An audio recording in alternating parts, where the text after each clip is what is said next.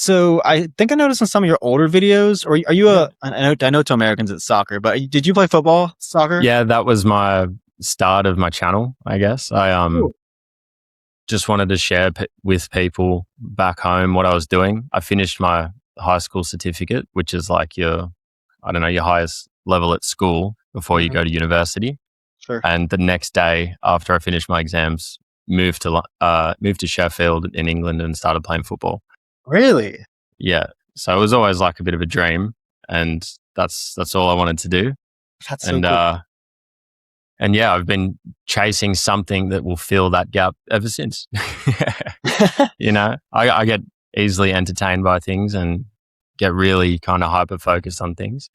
And I yeah, can I've tell been you're onto it. searching. Yeah, I've been searching since then. Yeah, you've probably never seen someone with a niche like mine, which is absolutely no niche. It's a struggle for me. But I do think that the most recent stuff, which is the language learning, like I can do that with a bit of travel stuff. I think Yeah. that's the direction I want to take it. Yeah, for sure. So you went to Sheffield when you were like what, 18 probably, something like that? Yeah, 17. Yeah. How long were you there for? 2 years. 2 years just playing And you soccer. And and you were playing for Sheffield? um it was in between it wasn't like for the academy, it was like kind of one level below. And Gotcha. I started in Sheffield Wednesday, ended up in Sheffield United. Yeah. uh but yeah, like we'd train at the academy maybe like 30% of the time. We'd be there like, how do you say, like spare players, something like that. So if they needed some players for a game, they'd call some of us up, something like that. But just being in that environment, coming For from sure. Australia, and there's nothing really like that here. Like it was pretty awesome. Yeah. I, Yeah. I'm a I, I don't think many Americans know like a ton about soccer. I'm a huge Premier League fan. Yeah. Huge. My whole family Nice. is. I've been there a couple times to see like some FA Cup games, and went to the Etihad. I'm a Man City fan, have been for a long time, and I went to the Etihad to Yeah. watch the game. So I just that makes my heart warm to hear that. That's pretty cool. Yeah. Well, I hope City win. I'm a Newcastle United fan, and Thank I just goodness. have a hatred for Arsenal and Don't we Liverpool. all? So I just rather see them lose and City win another one. That's all Yeah, right. anything but Arsenal, you know? Anything but Yeah. Arsenal. Yeah. Speaking of Arsenal, by the way, I saw a comment on one of your latest videos. I don't know, maybe you saw it, and it said, I thought that Declan Rice could afford a Duolingo No, subscription with his I know I weekly. need to get the hair back a little bit more. But yeah, I get that comment a bit. And then I saw one saying, wow, I didn't realize Declan Rice started learning Italian to force the transfer through to like Milan or something like that. Yeah. But yeah, How that does it was make you pretty feel to funny. get comments like that? Yeah, I don't know. It's kind of weird. I don't know. Like I just kind of pretend that all comments are just kind of bot comments. I don't know. Just from what you see online, For sure. like from what you're looking at, I guess, it's easy to me to deal with the world if I just pretend that all comments are just bots or something like that. Like otherwise I just, you get kind of too into them and look in them. Oh, But for a lot sure. on mine, like especially it seems like the smaller the video. So like the one where I just talked about why I regretted going to Italy as the title, like there are a lot of like really thoughtful comments on there, just talking about their experiences and things like that. So seeing Interesting. comments like that is pretty awesome. And Yeah. yeah, it's just like, I guess, a bit of motivation boost at times. Like I couldn't even count the bad comments. They're just super random. I Yeah. kind of screenshot them. My favorite one was on my Nordic curls video, and it just said, uh, "You look like the most racist white guy I've ever seen." And I was like, "Shit!" I'm like, "Damn!" But That's amazing. yeah, like just random things like that. I guess Yeah, that's hilarious. nowhere near big enough to actually get, I don't know, say anything wrong. It's like Yeah. hard to disagree with me just sharing Especially with my like the type of content experience. you make, you know, it's really Yeah. just what you do in life, which is amazing and I love it. Yeah. But talk to me about how you kind of got like what got you into content creation? Was that after Sheffield or it was 2000 and, whenever YouTube first came out, For real? I was my first channel, Scottman Rocks. It was had the intro. Hey guys, Scottman Rocks 1 here, bring you guys another YouTube video, and it was for like jailbreaking iPhones and like downloading like tweaks for the iPhone, different things like that. And then I remember my first video that went viral was how to get 999,000 coins and stars on TapZoo, which is like some little game back in the day. Yeah. So it was just like how to hack the game. And I remember that got 25,000 views, which for me was like the first ever That was video was that got early views. YouTube? Early YouTube. That's super early. massively viral back That then. was insane. I was like, this is crazy. I can't remember how much money I made. I didn't hit the $100 AdSense threshold for back then, but I later used my other channel on the same AdSense. So I did get paid in the end. But Nice. but yeah, I guess that first little taste of it was then like, and this I would have been in like year 7 at school. What have I been? 13 or something? 12 or 13. How old are you?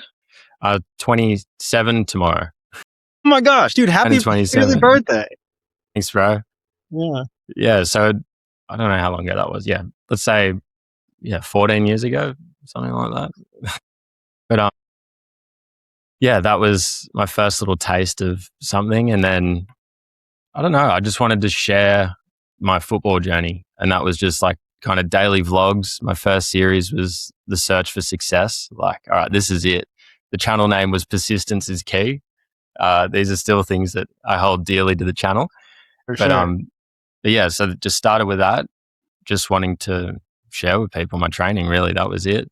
And put it online, kind of show the daily grind. Like it wasn't as big as it is now to do those types of things back then.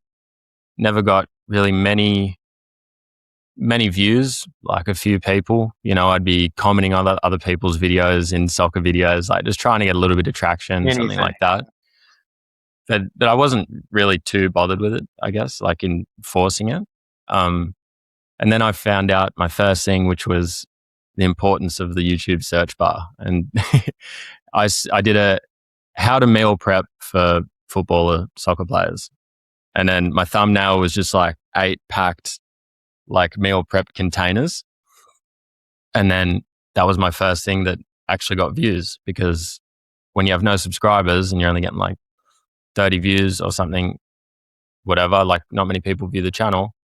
I found that hitting the search bar was the main way to get people in. And then you want to kind of try keep feeding that watch time session as much as you can to kind of push up. So then, yeah, that was the first one that kind of clicked. I'm like, okay, I need to start hitting the search bar. How-tos in the titles, how to do this, how to do that. Not only do they reach more people, but they're kind of evergreen and they can kind of last for years. Sure. Yeah. So You basically mean like keyword research and a little making bit. Yeah, I had a few of those. This was early days. Like I don't really do that anymore. I don't subscribe to any of the platforms. Like I can kind of tell. I mean, you can just search in the YouTube search bar, like how to learn, and then like you'll see what comes up: Italian in 30 days, Italian bioimmersion, whatever it is. Yeah. You can just kind of see those. And then I just found that when you can see your ranking with the keywords, like your video just gets seen more. And yeah, I don't know. That's Definitely could use that. yeah, like it's hard for you from what I've seen of your channel, because predominant amount of your views come from shorts. Do you use other social media platforms? Oh yeah, I'm on TikTok, Instagram, yeah. all of them. YouTube's been by far the one I've seen the most growth with, because I'm 18,400 subscribers on that. Nice. And TikTok and Instagram are like 1,300 each. I've had a couple of videos on Instagram get to like 10,000, and then one had 200 something thousand views. But wow, yeah, just random. Yeah, they're all different, Yeah, it's hard on YouTube. I've always been scared to even post shorts. Like the last few years, most of my videos have had shorts in mind, whether it be like the human fitness protocols, or like each day, like they could all be 7 different shorts. The one I'm doing at the moment, which is been filming today, what is it? 10 language learning protocols that you never have heard of, something like that. Like not methods to learn the language, just like the neuroscience Yeah. side of things. Like doesn't matter what method, just put these things into place, try as many as you can. Completely lost my train of thought. Anyway. Yeah, you're like explaining, what you're doing next and how that fits into long form versus short form content. Yeah. And so all of those are with in mind to keep those kind of 10 protocols at like a minute to then split across. But I've just been scared to either put it on my channel and then it kind of blows up the short side of things. And then like it's a bit weird. I don't know how it works on YouTube. And then I don't really use anything else. Shorts versus long form. So yeah, it's real weird. Like, yeah, I feel like, I don't know.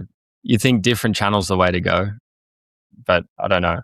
I guess I think if you couldn't see the views on either of them, and like let's say they were hidden, that would probably encourage people to just put them on both. Who cares? Yeah. Subscribers go up, views. So I guess it is like a thing with just a perception of the views. When you see a lot of people that have like millions of subscribers and then they can't get 1,000 views on a YouTube video, it's so weird. It's crazy.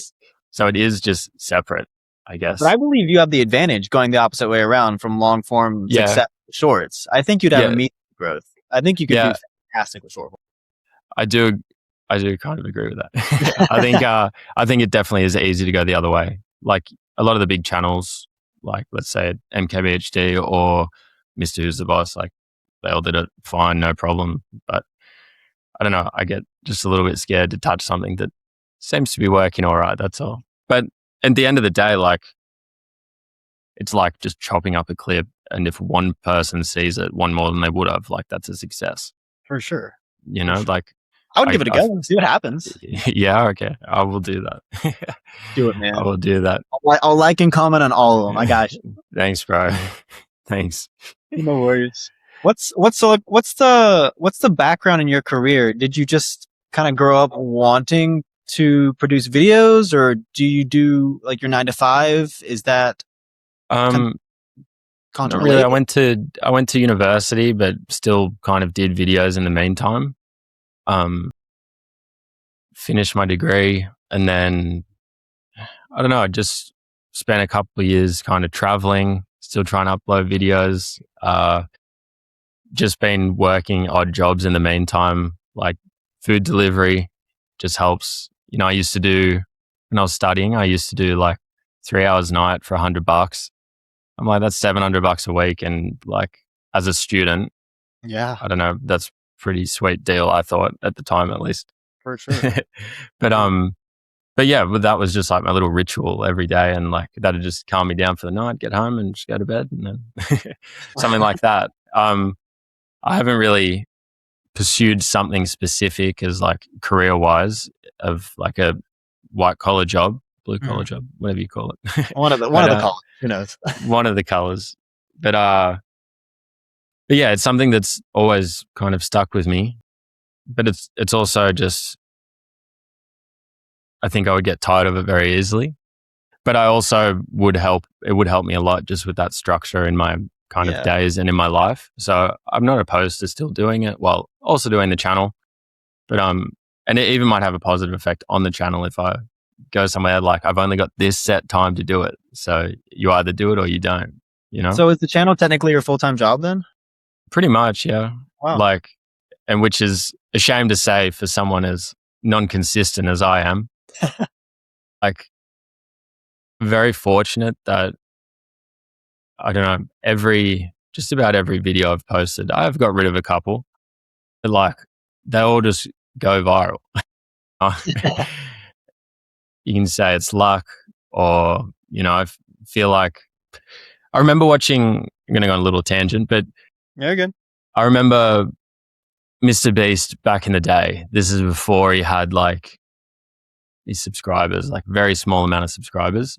I remember doing my channel and like seeing what works. And I remember seeing that like just big numbers in titles kind of works.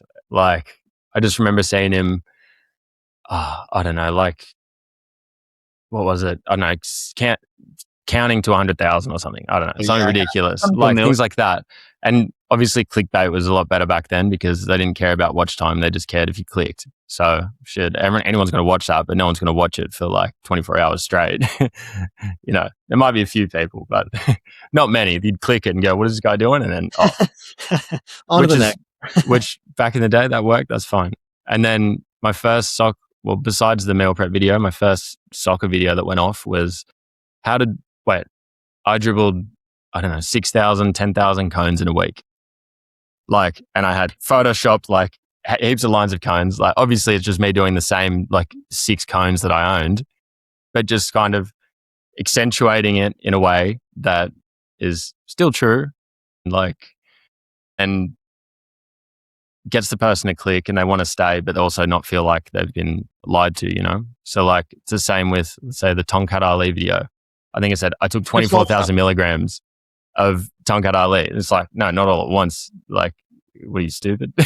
like something like that. It's just kind of trying to find the viral part in it, I guess. The bit that makes someone want to click on the video. Like if they see that, it stops them, if that makes sense. And yeah, using that, I feel like that's kind of just helped me. Obviously, it also depends on what type of the video is.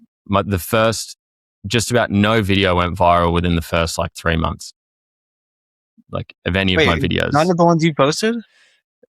I wouldn't say any. The first one ever in my kind of YouTube career was the biltong video. And that was my first like sponsored video of eating biltong every day for a month. And that one got like maybe 50,000 views in a month. That was the closest. That was number 1 out of 10 and always is 1 out of 10. Wow. And then, so even your videos that have, I think one had what, 2.6 million views, something like that. There's no, like, I don't know if I can share screen. I can show you some cool things. I don't know I don't know. I think I can. I don't know if you can. Let me see. It wants to end a picture in picture. Let me see if I can. If I can. Oh yeah, I can. Let's go. I'm happy to. This is a Connor Curtis exclusive. Inside scoop. Let's just pick a video here. Perfect. You can see? Okay. Yeah, so like this video, for example, we can see that it was up for how many? 326 days. And it had 40,000 views. And between that and the next like crazy 2 months, in the next 2 months, got 630,000. And that was forever ago. Yeah, that was 1,100 days ago. Yeah, a long time. But yeah, and then it just stopped 670 and then 690. So it's had 20,000 in the last 3.5 years? 3 years, yeah. Pretty crazy, but yeah, because my shorts do that. I've had a lot of shorts that'll just get like 1,000, and then it'll jump up in like a couple hours to 15,000, and then it just flatlines. I'm so curious as to how the algorithm decides to push it, and at what point it decides to start and stop, and based on what exact metrics. You know what I mean? Yeah, like, and I knew that video was a good video, and I knew that maybe it wasn't as trending as like Nordic curls or tib raises, but just like the idea behind it, training a hip flexor 2 times a week for 1 year. It's just like this time compression. Like some of my favorite videos is no words, and it's just like some dude on the piano, and then it's like week 1, week 2. Yeah. And like those videos used to get so many views. There's something to just like that time compression that seeing someone learn something, and like it's just so exciting to watch as a viewer, and then also exciting to do as someone that enjoys doing many different things. Yeah. So your channel was built on like health and wellness, you would say. I mean, you soccer too, but yeah, it was that, and then I guess biggest viral video from that. Oh, okay. Let's. I've got my videos up here just to remind me of the order. Yeah, so like it started soccer, football, then then it was COVID, and then I started doing some like at-home workouts, and that video went viral. Wow. That one got 500,000 views with the majority of the audience in India. So I learnt the ad revenue situation the hard way. So you only get paid like, I don't know, let's say 1/5 of the amount, depending on Based on where the views come from? based on where the What? views come from. Just because advertisers pay less in India or other developing countries. It makes sense. But yeah, so that's why, different niches, let's say like investing, real estate, something like that, you get these long ads of a guy trying to sell you a course, but you'd get like $25 per 1,000 views if you're in that niche. Like it's a really high paying niche. Whereas I guess that wasn't as much. And then there were a few different things I wanted to do.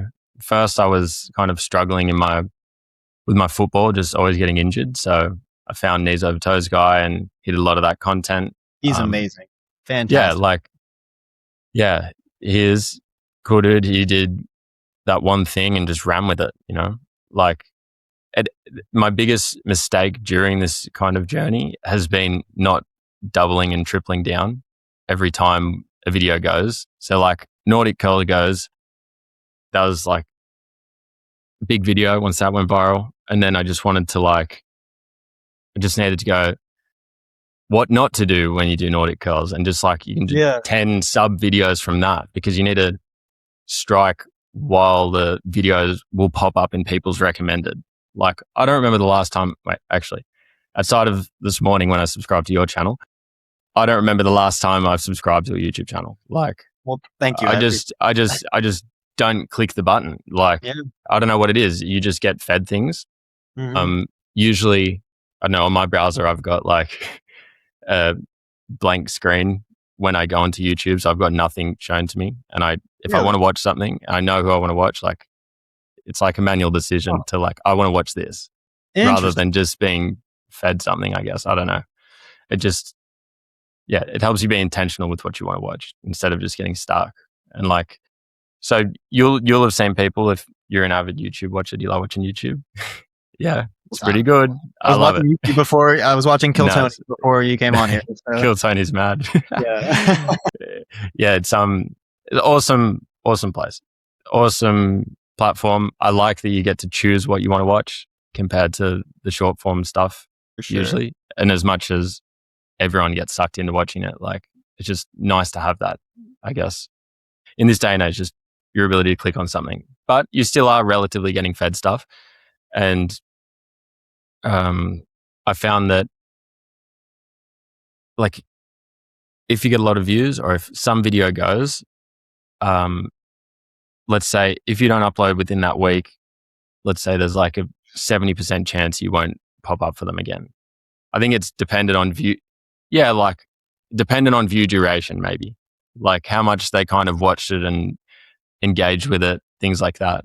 Yeah. Then if it's 2 weeks, I reckon it's just like 95%. Yeah, gone. And it's like, that's it. And because I've never been consistent on my channel, like I've never kind of striked on it. And like every time is a new chance to double down. And that's why I'm kind of trying to take the language learning side a little bit more seriously. For sure. Yeah, like there's just so much time between my videos. And that's why if you look at someone there's people with 1 million subscribers and they won't have a video with 1 million views, but they'll probably have like 2,000 videos. Yeah. You know what I mean? So it's like, if you want to build an audience and a connection with that audience, it's all about the consistency part. That'll help you kind of just these people to come in to join the kind of, let's say, community.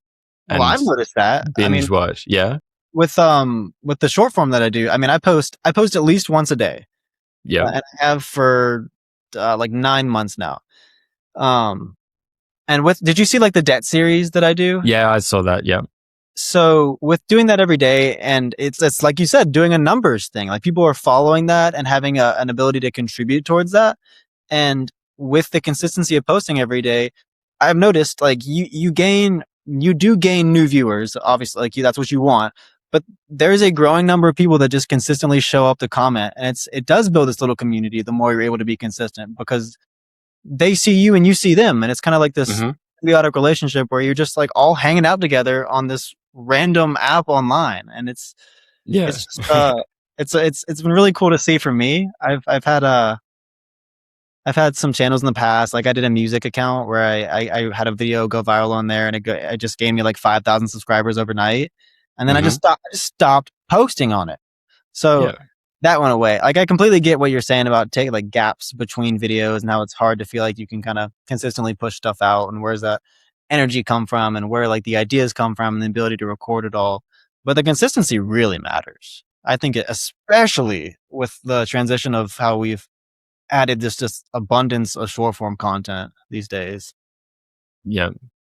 Yeah. Yeah, it's interesting.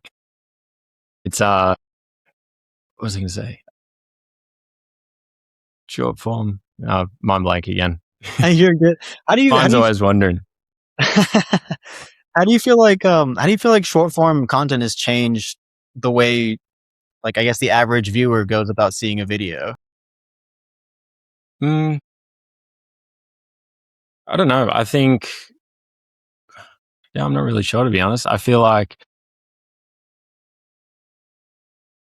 when, Because the let me think. patterns of viewing are way different. You know what I mean? Yeah. With your videos you were making 6, 7, 8 years ago, Yeah. there was people's attention spans were a lot broader, a lot longer, and now there's a lot of just watch and scroll, watch and scroll. Do you think that's Yeah. affecting the way you make long form content? Um, yeah, I'm not really sure. I feel like as things, I think the biggest thing that has changed kind of the short form thing now is just AI. Like, For sure. if you watch, let's say, like a cop video of someone getting pulled over or something, and then suddenly you realize it's fake, it's like, what am I doing? Like, Yeah. if it already was, what are you doing watching shorts? And now it's like, what are you actually doing? This isn't even real. Like, Crazy. this, like, and you see people, I don't know, what is it, Subway Surfers or like Minecraft or whatever, these split clips, and everyone's like, oh, why are you so ADHD? Like, stop appeasing these people. And it's like, you're these people. It works on everyone. It works on everyone, you, even yeah. if you're not looking at it. Like, it just does. Like, it works on everyone, and it gets more views. Like, it's simple as that. Like, I feel like nailing the first little bit of the video has always been important, and obviously it's now even more important. Like, each video I try to get that percentage for the first 30 seconds a little bit longer, but that's just more out of a bit of fun, trying to make it engaging. But I think things will kind of just keep going the other way, of just slower, more real, like something like that, I guess. More cinematic, more dramatic. I don't know, just like, For sure. if I, like, there's no more, what's going on, guys? My name's Connor Curta. Cut right through that. Like, Yeah. like things like that have kind of gone out of fashion, I guess. Just start rambling pretty much. Or like, if you're doing 10 protocols for language learning, just start protocol 1. Like, that's probably the best part. Whereas before it was always, introduce what you're going to talk about, kind of like an essay, Yeah, like exactly. Like that. introduction. Mm-hmm. Yeah, but it is hard to squeeze a lot in within a few sentences at the beginning. And it's just like, I don't want to speak too quick. Do I just put it in 2 times speed, or like, I don't know. And then there's the other choice of, if that gets more views, would you do it? Does that affect the video enough? Yeah. Like, if you saw that you got 5,000 more views on every short, would you put, I don't know, Subway Surfers at the bottom? I don't think I'd do that, but You know what I mean? Like, but yeah, that's a bit of an exaggerated version, but it's just like, people do time it, does it. so it's not Yeah, of exactly, course. Yeah. And the brain rot is real. Yeah, it's interesting that that's how it's kind of shifted, and it almost feels like people are like just doing that for like to grift views, and it's really frustrating when you pour your heart and soul into making a video that is truly authentic and good and realistic, and then Yeah. Subway Surfers just takes over your takes over your globe. It's awful. You see a low quality, worse video. and Exactly. then Just It's a little like, pissed off why, at it. Yeah. why has this got 3 million views? Well, speaking of content change, obviously you've changed from the health, wellness, football stuff towards language learning. More What learning, sparked yeah. that change? It's always been an interest. I reckon at school I did 1 year of German, 1 year of Japanese, 1 year of Chinese, 1 year of French, 1 year of maybe like Italian. Like all I can say is hello, how are you, and mein Geburtstag in February. Like just my my birthday's in February. Like I learned absolutely nothing. Like it should just be 6 years, one language, but Is I that guess they give normal it. in Australia? Yeah, you just get to pick every time, and I don't know if I was just silly and just excited. But again, like I was hearing you talk about in your video this morning on learning Italian, like it's very different, the classroom environment to probably how you wish you would be taught, some of the things you would be taught. But something like Anki, like I remember I used to grind Anki back in the day. Like, unfortunately, my account got disappeared. I don't know. I had such crazy stats. Yeah, like it's because I didn't touch it in so long. I'll log in or something. They just get rid of it, which is fair enough. But yeah, like I used to just love that. Just the idea of being able to, remember everything, learn words. Yeah, it's just such a tangible thing that you can kind of put yourself through, and then you see the results over time, and it's just exciting. And like even when I don't know, I first went on a trip overseas and I was like, well, where are you from? And they're like, we are from Germany. And then it just started speaking to him. I pulled out my 3 sentences and I was like, this is awesome. Finally. This is mad. Like it was just heaps fun. And then, yeah, I think it's just always learning, finding productive ways to learn, how to fit it in, how to keep the habit. Those types of things spoke to me. So when it went from kind of sporting stuff more to like education with the human kind of videos, I always kind of I always felt like a niche that is kind of missing is something entertaining, easy to watch, and just all of the information we all hear about on podcasts. So like, let's say it's a method of journaling that has really good science to back it up. These are the improvements you see in your life. No, just do it, make a video on it, but make it entertaining. You hear Huberman or whoever talk about these things that are good for you or that can help you in your life, like put it to the test and then kind of make it in a more digestible form, which would be the YouTube video, and just like kind of entertaining, easy to watch, 10 minutes, not a super long podcast, just like these are the things you can do. Like you don't have to do them all. No one's perfect, but just do your best, I guess. I don't know, something like that. That's where I kind of saw the progression too, because I don't feel like people do that, but I also don't watch much short form content. I bet there is heaps of people like, oh, didn't you know you mean do specifically this? with language learning? Or just anything, like anything. Yeah, not specifically with language learning, but then to the language learning part, I don't actually remember what sparked it. I think I was just going to Italy and I was like, let's go back into it. I love Italian. In Australia, I played in, I guess, like Milan Academy. You just pay to go to it. It's not like anything prestigious, but there were some good players there, and like all the best Italian coaches all played for Milan and things like that. And yeah, I just used to love the language, and I'm like, this is mad. Everyone loves to swear in Italian, and I was like, yeah, this sounds like my type of language. In saying that, I started to regret it. I found that there's a lot of crossover just with the Spanish, and because I don't know Spanish fluently, like my mind was just jumbled. Now I'm going back to Spanish. Are you? Yeah. I'm doing how fluent can you get reading 1 million words in Spanish? That's a great, video title. 250 words a minute. I think it was like 67 hours. Like I'm not going to force in a week this time though. Yeah, dude, the Duolingo video in a week. I've done a lot of the Duolingo Spanish course, and the fact that you did all the Italian course in a week, that is absolutely mad. The Italian one is, I think it is the smallest one on the thing, but it still took a few hours. And then it wasn't until I read the comments that you could turn the ding sound off. I didn't didn't do the Is little that just ding. forever ingrained in your brain? Yeah, pretty much. It's like I was delivering to a house some food the other day, and just through the window I heard the ding, and I'm like, Oh, shit, what's no. going on? Like it Woke just, up a little bit. yeah. That's the same with even the biltong video. Like I couldn't eat biltong or beef jerky.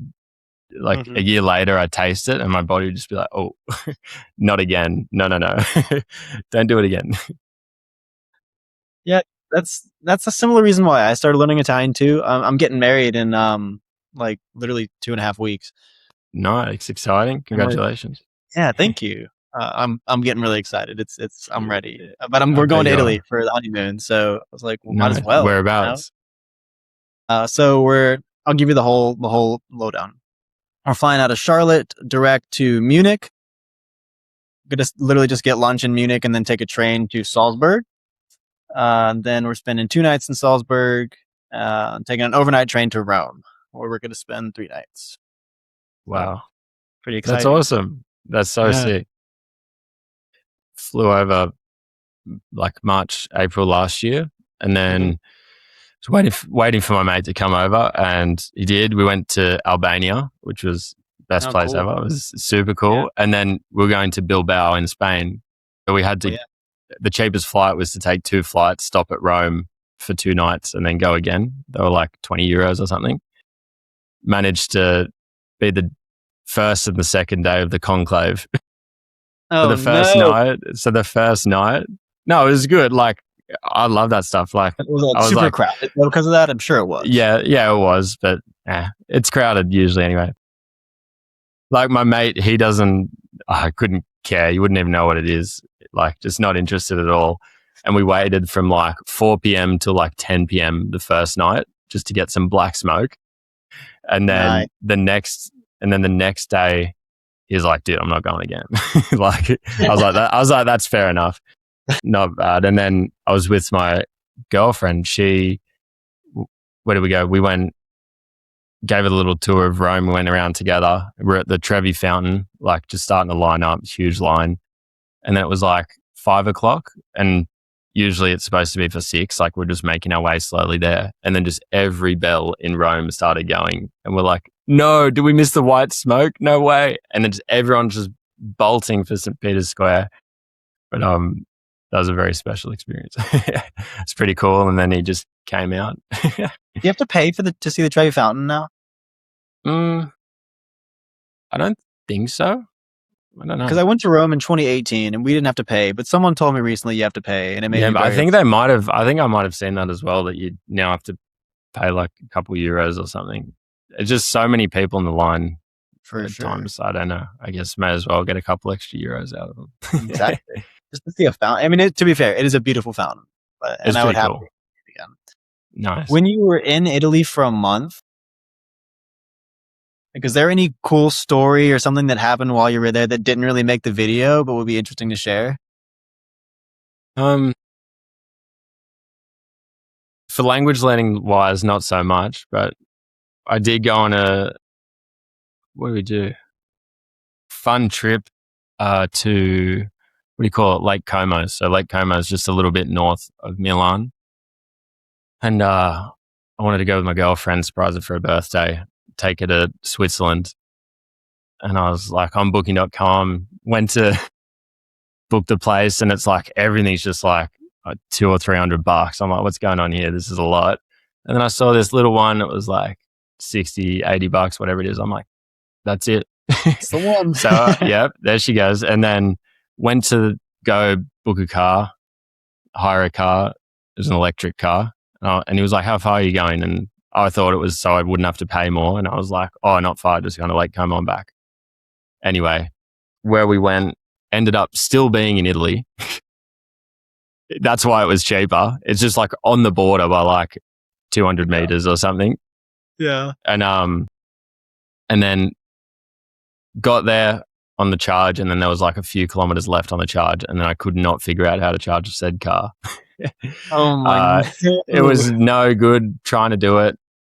It was charging at like 20 kilometers like per hour charge or something. Made it a little bit into Switzerland that morning, and then just had to stop. That was it. We made it in there for like quarter of a day. That was it. but That's amazing.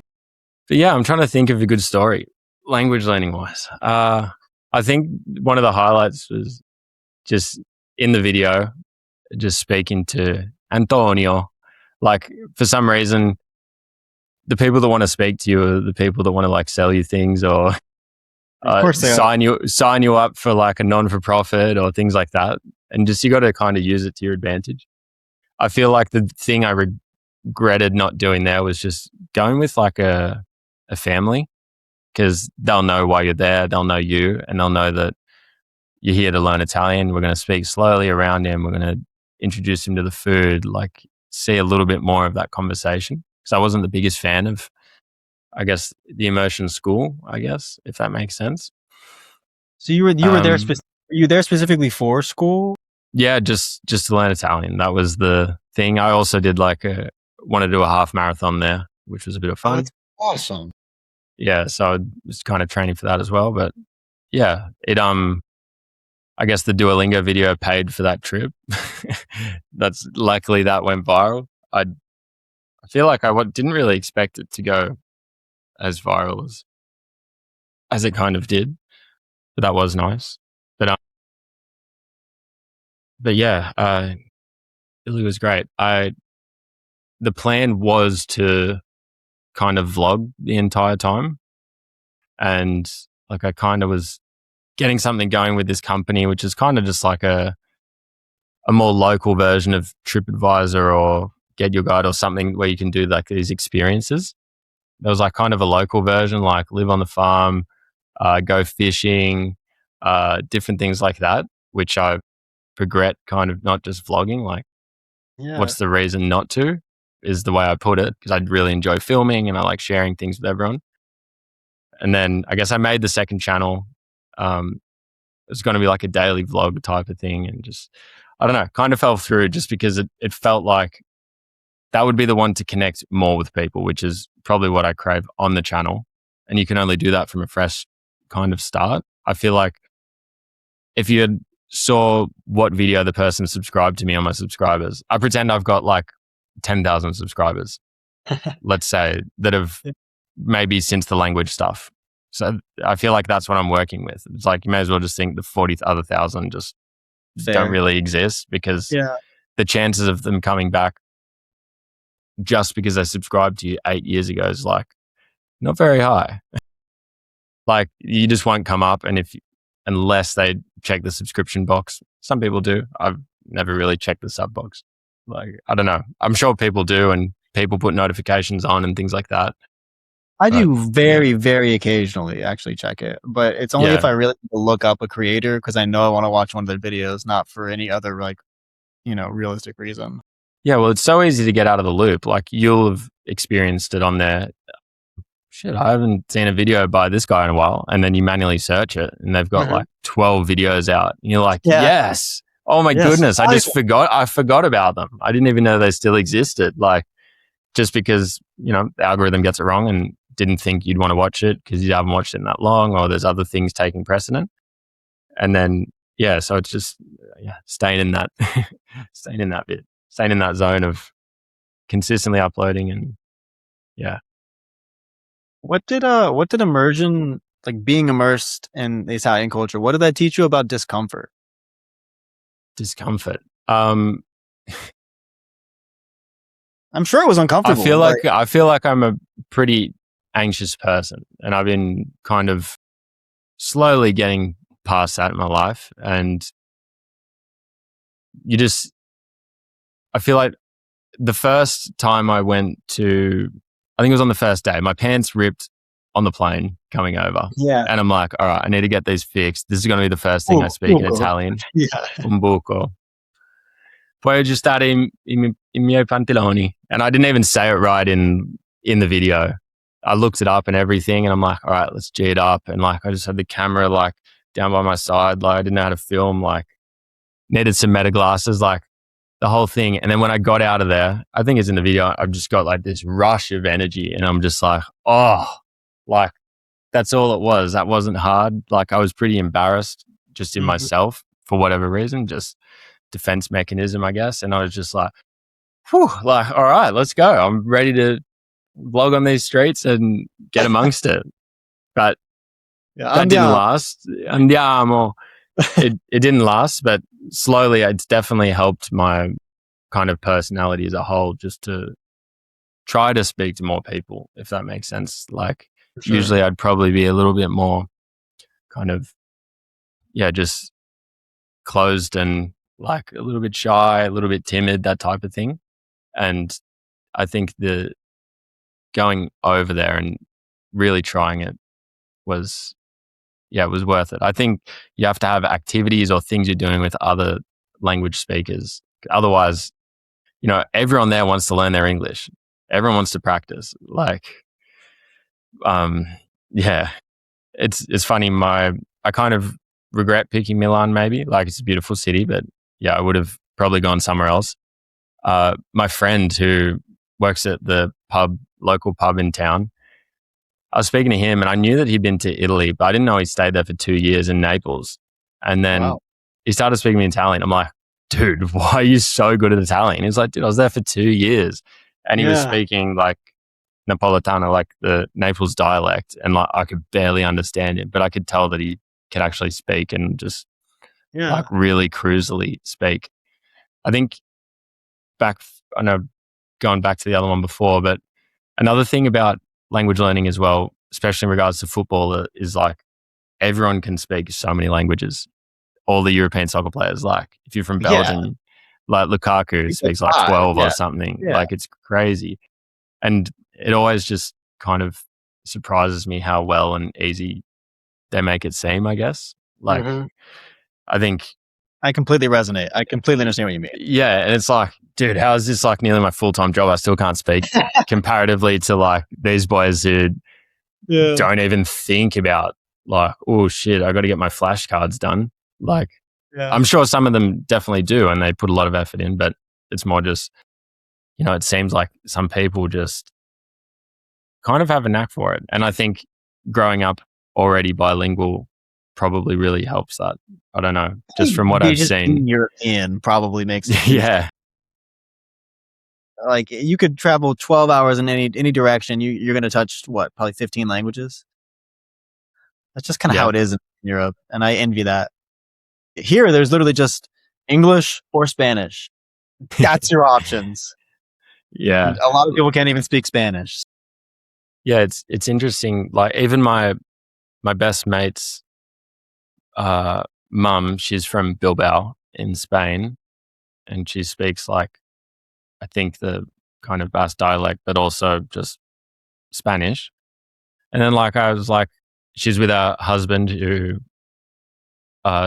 only speaks Spanish, really not the best English, even though he's much better than he seems, but he just doesn't like to speak in English. Anyway, like I was like, let's speak in Italian, and then they both just started going. I'm like, they both haven't even been to Italy. I'm like, what is it? Why are you guys better than me? Like I've spent like this effort going this and like they're just so like nearly fluent in. I'm like, what's going on here? Yeah. You're just grinding and they're just blah, blah, blah, blah. Yeah.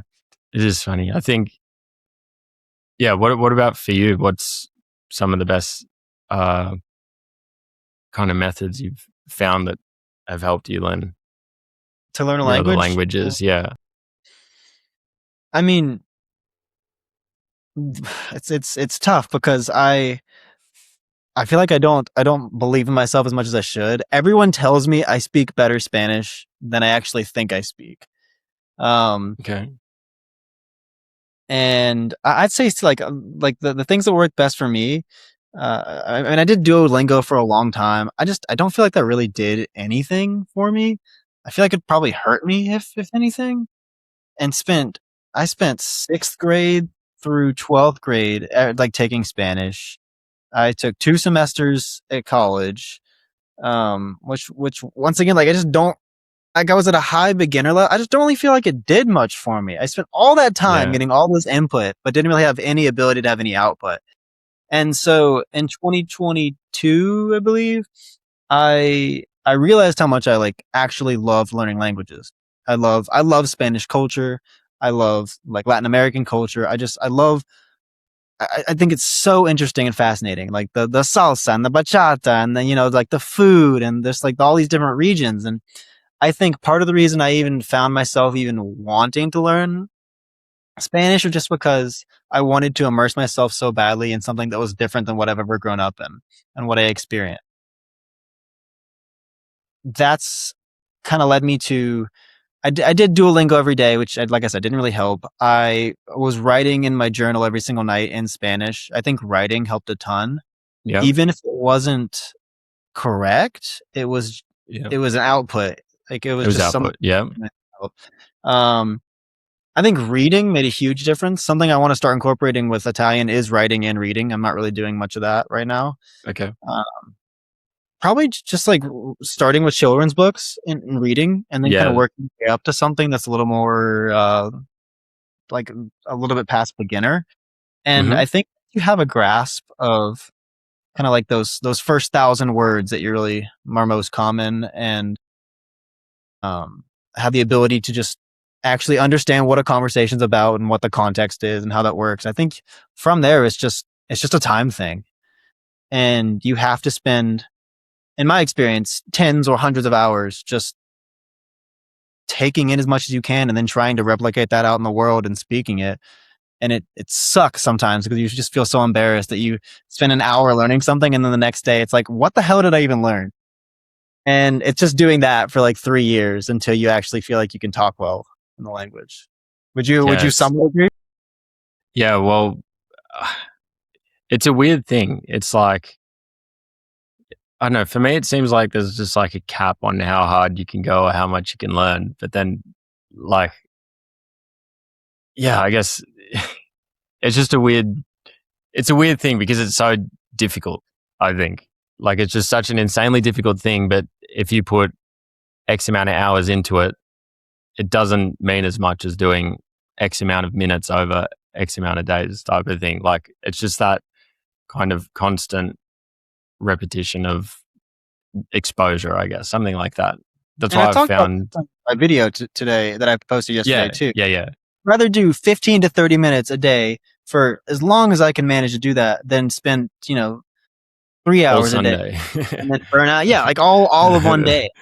Yeah, I think that's probably the route that makes the most long term sense. yeah. Because I don't know what your And goal is for language learning. Like by the time I'm like 40, I would love to be able to speak 6 languages. That's what yeah, I want, yeah, and I don't think there's any other way besides just saying. And this is a lifelong thing I'm trying to do. yeah, yeah. It's like, I'm trying to think what was I going to say? Farted in. Uh, so I don't know what my goal is with language. I was going to say something that I've learned from doing the channel is just like, more is not what's better generally, whether it's Nordic curls for a month. I had like hamstring tendinopathy for about a year after. Like, I'm not Did encouraging, yeah. Like, it was just this constant little niggle of just trying to fix the tendon because obviously just overloaded it. Simple as. Too much, fair enough. And like, it just, or that's why I guess it, rather than the kind of cramming, it's just that long term time constraint is better. Like, this is what 1 hour of learning Spanish every day for a year looks like. That's a really good video. You just Mhm. do your little progress, things like And you that. learn fun. Yeah. Yeah. Play around with so it's like the million word thing. I could do that in a week, but is there any point of doing it in a week and not a month? Like, I'm not going to get anything out of it if I do it in a week. Like, I'm just going to be reading monotonously for 67 hours for absolutely no reason. Like, it's not going to stick. But if it was a million words over a month, 2 months, 3 months, whatever it is, the reading will help stick so much more. I guess my my short term goals is I do want to deem myself fluent in a language. That's short term goal. Yeah. And long term goal. Yeah. I think that'll be Spanish for me. But also, like, I've had a lot of a few messages from different like language schools in different countries. And so like China, for example, like, hey, come here for a month. Let's do this one-on-one type of thing. We'll give you a place to stay. And I'm like, shit, I'm not gonna learn Chinese in a month, Mandarin in a month, but like, can I say no to that? Probably not. Like, maybe it'll inspire me to be fluent in Chinese, but That's a tough one. That's a tough one. Yeah, I know. I've always said if I'd learn a non-Latin script, it would be Arabic. I just think I don't know. If I could choose one out of like Japanese, Chinese, Arabic, and whatever else there is, that like usually like the 3-year kind of languages, the hardest ones, I'd probably choose that. But yeah, Arabic would be sweet. Yeah, but I mean, both of them, all three of the languages seem so foreign to me. How you can even get like, oh yeah, I mean, thing from the sounds that come out of their mouth. Yeah, it's like, what do you like? I completely on the same page. I completely agree. No, yeah, I want to get some Latin languages actually fluent, and then we can move on to like Korean or Japanese or something and go from there. Yeah, one of my friends that I was traveling with, like, I've known him for, I don't know, since I was like 13. We traveling around together. We land in France. Start speaking fluent French. I'm like, dude. He's like, oh, I grew up in France when I was little. I'm like, what? Didn't you just share that info? What is this? I'm like, dude. Well, I feel bad for not knowing, but like that to me was just like crazy, and he just super fluent. Like, obviously, it took a little bit to get back into it, but just all comes back pretty quick for him. It's just so. I think just from the outside perspective, looking in at people that speak multiple languages is just very impressive. Just as how I look at someone even speaking Arabic or Chinese, I'm just like, how does that even make sense? Yeah. And then that's why, like, I guess I would say the biggest language YouTuber is like, I've forgotten his name now, Zhao. But yeah, the Xiaomi, white guy with black hair. Yeah, he speaks Spanish. He speaks everything. Yeah. Does just travels the world. Video, speaks to monkeys. Yeah. In the zoo. That video went viral. That was pretty impressive. But yeah, and then there's not really other kind of language YouTubers. I watched have you seen The Language Jones? Have you seen? So he's a linguist. He just talks about his random things. And then he did a video. He probably already had like 120,000 subscribers. Uh-huh. Then he did, what is 6-7? This was pretty recently. Yeah. And he gave a really good linguistic explanation of the phenomenon of 6-7. Like, just a word that doesn't really mean anything, but has a bigger cultural meaning. Anyway, that video got like 2.3 million views. He then nearly like doubled it down. Actually, I might just have a look while I'm talking to you, but straight up, he uploads 2 or 3 videos a week. That's if they're long form, that's consistency right there. Good Lord. Yeah, it's quite good. Like 4 days ago, ChatGPT versus Claude versus Gemini, which AI is actually best for language learning. But yeah, he's got he's a linguist, has his degree or whatever. Let me just have a look at where is it?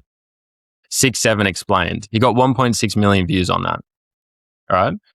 And that was all within like probably 2 weeks. And then the next video he followed up with is Black American speech becoming tonal? Like, super interesting topic. He explains things so well. I'll give him a look. Yeah, but it's more just the idea is that he doubled down, obviously, video every week at least since, and he went from 120,000 subscribers to he's now on 290. So from 1.6 million views on that original one, that just shows how backing it up, I guess, each time is just more likely to subscribe, and they know that you've got this back catalog. They know that they can expect this content from you. And push those videos too. It's not just one video. and there'll be all the different things in his catalog that also might have been semi-relevant, that also got a bunch of views off. Just Something hidden like that. bangers, you know? Yeah. Do you know so the it is- content creator? Do you know his name's Bleg, BLEG? He does mostly short form stuff, I believe. But and he has the what are the glasses? The Meta glasses, and Yeah. records. And he's a photographer, and he just goes to all these different countries. They've usually been maybe. Asian and some other ones in Europe. He's Belgian. Would just walk up and be like, "Hey, I think you look really cool. Can I take a picture of you?" And can take pictures of you and then share them with you. Damn. Yeah, I'm having a look. They're good. Seems like really Good cool way to thumbnails. learn language. Yeah, it's just interesting to me how I think that's the kind of content that we're going to see way more of in the future, especially with language learning. Is just like the authentic, literal, real life version of exactly what's happening, and him just kind of like picking up words and learning Korean or Japanese as he goes. I think that was really cool. You should check him out. Yeah, well, like that's what I think is impressive with Speed. You know, Speed.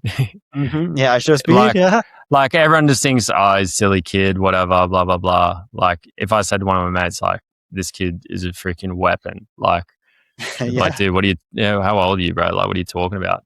But it's like to do what he's just the idea of going to every single country. Just I don't know who organized it all for him. It's just so impressive how it all gets done. The whole thing from start to finish. Like he just did his Africa trip. Just like went to however many countries in Africa, just in the tribes, doing all these different things, like just things that are so foreign to a lot of us. Also went all through Asia. I just think seeing that, I guess because it's live, it's just like, it's real. And that's what people kind of want to see nowadays is real things happening. Like, yeah, he's a little bit silly, but seeing people travel and experience things for the first time in other countries is awesome. I don't know if you've ever watched or heard of An Idiot Abroad. It's there's a Ricky Gervais show with a guy called Carl Pilkington, and it's a bit of English humor, but they just send like this standard English guy to the wonders of the world or something, and just does an episode, and they just put him and make him do the shittest stuff, and like anyone else would be like just absolutely amazed, but his just whole stick is just like, it's all right. it's just so exciting seeing someone like different people's views on different places in the world. And like you get to the Egypt pyramids and he's like, yeah, it's all right. But he's like, there's shitty nappies flying around and trash and bat. Like, what is this? Just he has very funny observations and takes. But yeah, just that's where I don't know. I think it's awesome seeing things like that, super real, engaging with different cultures, breaking boundaries. You go to any country, just about maybe outside of France, like they want to see people speak the language. They would love For it sure. to see someone trying to speak their language. Yeah. It is, All right, I have 2 more questions for you. yeah. I know you mentioned kind of the next video you have about like tactics for learning language, but what's the one I'm filming. what's the next uncomfortable thing that you're like feeling called to do, whether it's language or something else along different lines? The most uncomfortable thing for me is like flipping the switch and saying I'm going all in. I know that's not a video, but it's more just like, for me, that's the first thing that came to my mind is just going in with this and making it something proper, just so that I can reach more people, inspire more people, as the previous people have inspired me to learn languages and to travel the world and to experience these things. I just want to do that for others, and I want to share that with as many people as possible. Uncomfortable. I've always got so many like physical challenges I just want to complete. I reckon there's been 50 to 100 videos that I started and didn't complete due to either injuries or just not making it the whole way. Like if I made it 3 weeks out of a month, like, and then missed a day, like I just scrap it. I don't know. It probably makes it more real and say, hey, look, I'm human. I miss things. But Sure. but like, yeah, I just kind of scrap it. Like uncomfortable. I'm thinking ice bath, pretty much filmed but never released. What do we have? 3 times. I spent 100 hours in an ice bath. No, sorry. No, 100 hours. Yeah, something like that. Some ridiculous amount of time. Or I took 100 ice baths in 30 days or something like that. See, you could, instead of just an observation, instead Yeah. of always making those long form videos, you could do like a daily series of an ice bath thing and make it a short form. And I think you could Yeah. get just as much use out of that. It's so like one I've always wanted to do is a handstand push up. I reckon I've filmed the first 4 days, like even as shorts, like in my life. And then I just struggle with the consistency. Like something will happen, something will come up that won't take priority. And then I'll have missed the day. And then what was it all for? Like that's my biggest thing. Like it's so impressive seeing you do it for 9 months. And Thank then you. there's people out here that even more 9 years, like, you know, even just like, let's say, I don't know, Joe Rogan, for example. I don't know what podcast number he's on, but it's a big number. 2,000 something. Yeah, like it's ridiculous. That is unfathomable amount of work, you know, and consistency just over just such a long time period. Like I do just find it hard to keep that consistency and keep that excitement and that drive. Usually what makes me end up getting a video out is I have another video, like my 1,000,000 word one, that I have the real excitement for. And I'm like, I can't do it until I get this done. So I just have to finish this one and then I get to move on the next. Like, I don't know, my excitement wanes quickly, I guess. I don't know. And a lot of the, sorry. Go ahead. I was going to say, one of the bigger problems is I find I end up going back and reshooting a lot of things just because I know, maybe a little bit of a perfectionist, even though it might not look like that, but just like that handstand video, like I could film it on day one and then get to the end of the 30 days, I can do a handstand push up and then I won't be happy with a sound, a look or something. And I'll just film it again, kind of more pretending. And I hate doing that. It's just something that sometimes is, I guess, a little bit easier just because I just fail to either film it every day or speak to the camera and say the right things because you can't really plan a script like you would if it was just a normal, I just need a script, I need to shoot the video. Like it's so different. I don't know what's going to happen like in the videos. So you can just only got a rough idea and I've never really found that. It's definitely difficult and takes a while to adjust to. Like I've even started doing I've been trying to implement more just like talking head videos. And anytime I have a topic that I think is even slightly interesting or relevant and that I can actually speak on for 30 seconds to a minute, I'll like do a rough outline of what I want to say and then just like start the camera or come up with a hook, start the camera, say 2 sentences, stop it, try to remember the next point. Like it's something you definitely have to work through. I think the payoff for that is I can be a bit of a perfectionist too. I think the payoff of doing that has helped me a lot and just like figuring out how I want to frame stuff and format stuff and realizing that it doesn't have to be perfect. It just make something that you think is good and put it out there. And regardless of what happens, you kind of kept within what you want to do.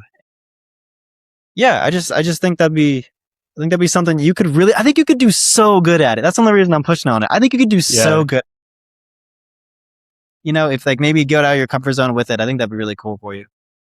Yeah, it's something weird about the short form or just posting on there to me. I don't know why, but like if I post on TikTok, for example, like I would just have to separate myself from it completely because like just putting a chopped up clip, or something like that just seems like that's great. I can't do that. I can't have that associated with me. Like it needs to be a intro, hook, what's happening, keep the retention, blah, blah, blah. Like I'd want it like that. But I think I will do that. I'm going to find push through the discomfort of that, and give it a go and see what happens. because I do want to do like I don't know, 60-second handstand hold or handstand push up, something like that. And that's such an easy one to just film every day. Or like the splits. That's something I also really want to do. Can you do a split? Absolutely not. Okay. No, but speak to me in a month. Well, then, like do I'm just spitballing here. Do like Yeah, sweet. record your progress like vertical on doing a split every day. Record an intro like this is my split progression every day for a month, and then just do like a time lapse and make it maybe 30 to 40 seconds, and that would be the same effect that a long form video has, but then designed for short form. And it would probably do great because, like you said, all your videos go viral, so it'd probably do great. Yeah. No, I should do it. Everyone's been saying for years. It's free views almost. All right, last question I got for you. I do need to do it. Yeah.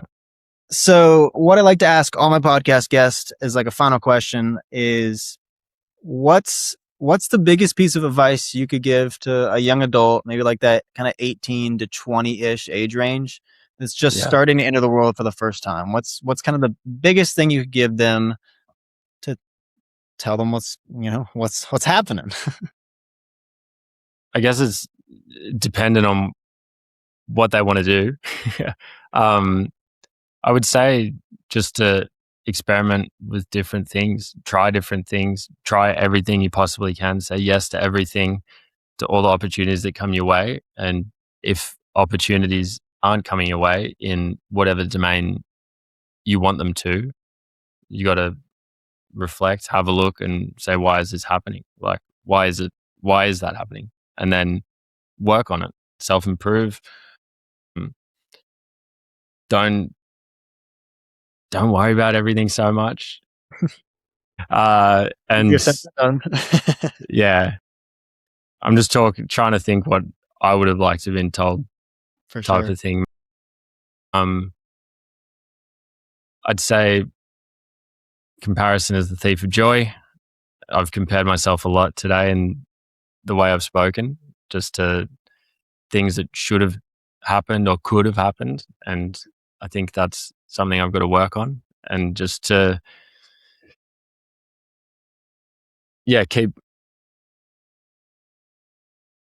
just have fun with it.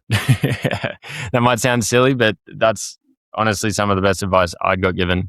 And I'm like, dude, why am I worrying about like this freaking camera angle is the right amount of lighting? Is it cinematic? I'm like, dude, just get it out.